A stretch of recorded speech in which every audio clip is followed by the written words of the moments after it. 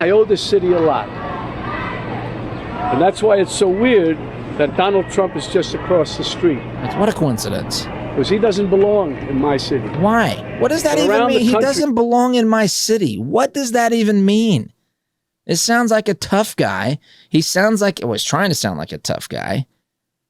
He's trying to sound like some guy that says you're not even good enough, Donald Trump, to be in my city. What kind of a stupid, ridiculous, idiotic comment to make? Anyway, he continues here. People who didn't know him, as we did, started to support him.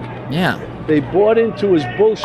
Oh my goodness. Trump bought their votes with outrageous lies and empty promises. And what were those? Somehow he even thought this is the same guy I saw on The View. He just said there on The View, which, by the way, I don't watch it. I see clips of it, and we share those on here from time to time because they're usually absolutely stupid and entertaining. But this is the same guy who on The View, correct me if I'm wrong, sat up there and said he's told us what he's going to do. This guy tells us what he's going to do, talking about Trump. DeNiro talking about Trump says Trump is telling us what he's going to do if he's elected. Now he's telling us that Trump was elected because he made up lies to tell the voters. He bought these voters with his lies. Pot, meat, kettle, by the way. Remember Biden telling his voters at a campaign rally back in 2020, in his first day in office, or heck, this might have been, no, I guess it would have been 2020. His first day in office, he was going to cure cancer, he was going to cure Alzheimer's, and he was going to cure diabetes. He said that. I'm still waiting for this. I even asked at the time why, if this guy already had the answers to the cure, why wait until you're president? That seems to me like you're saying, hey, elect me and I'll cure all of your health problems. But if you don't, I'm going to take my ball and go home. Of course, he doesn't have those cures, but you talk about empty promises.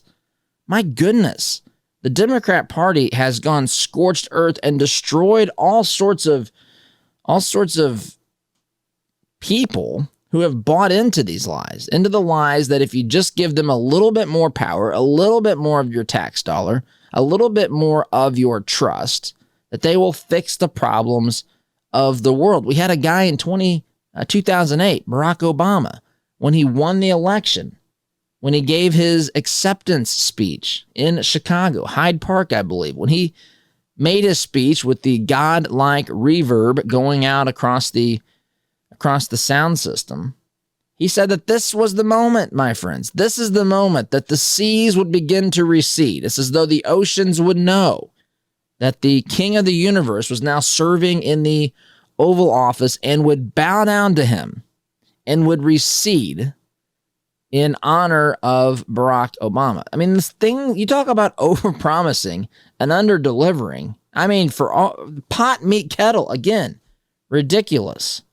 A little bit more, and I've got to self-styled patriots to support a man who called for terminating the Constitution. That's not, and on January 6th, accurate. Rallied an angry mob to threaten democracy, leaving death and destruction in its wake. I mean, I've got to take a break, but he told the crowd to go peacefully and patriotically to the Capitol building.